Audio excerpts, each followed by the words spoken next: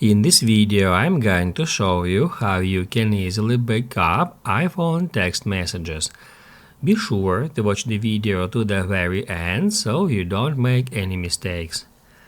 Let's get started, and first off, head over to Settings.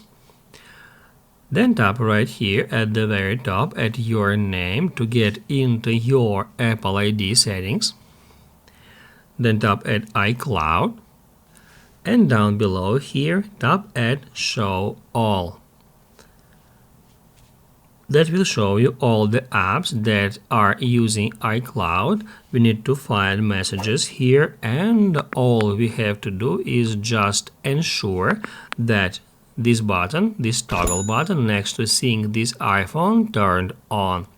All you have to do in order to back up your text messages is just keep this button turned on, and it will automatically sync any of incoming messages and any of your messages history to the iCloud.